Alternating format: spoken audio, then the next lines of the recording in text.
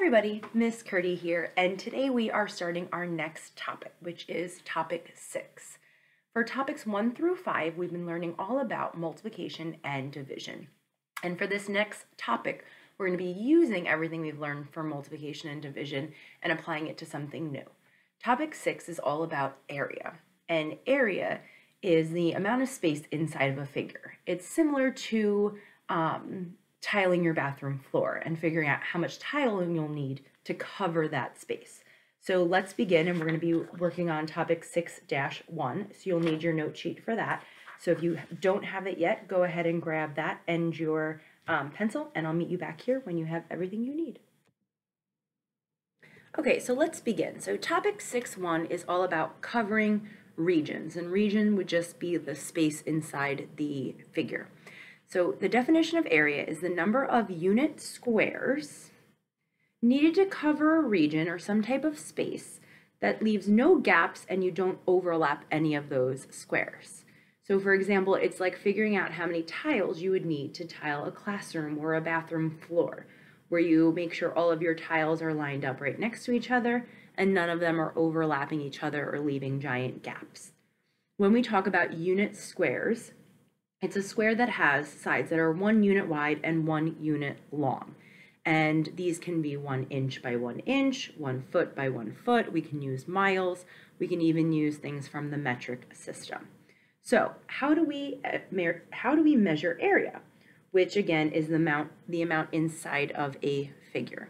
So one way to do that is we just count the unit squares inside the shape.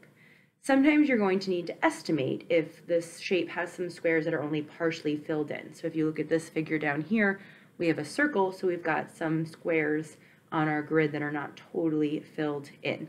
So sometimes you'll have an exact measurement, sometimes you're going to need to estimate. So let's go ahead and start by finding the area of this shaded in figure here. So all we need to do is to count these squares. So we'd have 1, 2, 3, 4, 5, 6, 7, 8, 9.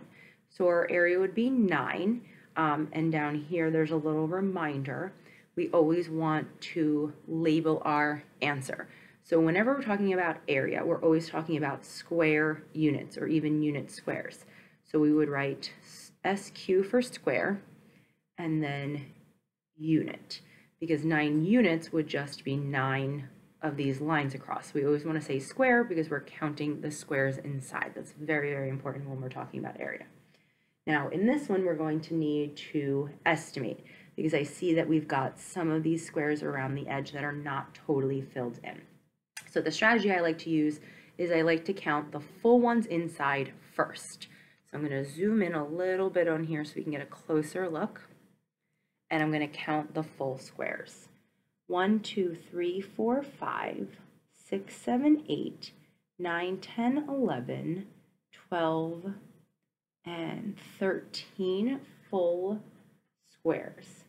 And now when I start looking at the sides, I notice that this little piece over here looks like it could just about fill in this space over here. So I'm going to count those together as 1 more square. And then I'm also noticing the same right here is if I kind of put those guys together, I would have another full square. And then if I put these two together, I'll have another one. And then if I put these two together, I'll have another one. So that's another 4 I can add. And then when I look at these guys, they're about half filled in, not exactly, but I can put these two together to make them another one. And the same down here, although they're not exactly half, they're pretty close, and I can say we'll add another one for that. So when I add these together, 13 plus 14 would give me 17, and then I'm going to add 2 more, so I'm going to get 19 square units. And in this case, we've got this answer here was an exact answer, and over here we estimated. So it's about 19 square units.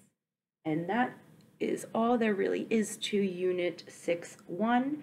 We're finding area by counting squares. Sometimes we'll have an exact answer when we have our shape perfectly lined up with our grid lines, and other times we'll have an estimate when not all full squares are shaded in, and then we have to look and kind of piece the pieces we have together to make full squares. Now your answers may be 20 square units or 18 square units. Again, it's an estimate, so anywhere near around 19 square units would be acceptable. All right, good luck with your practice, and I'll see you here for 6-2. Have a great day.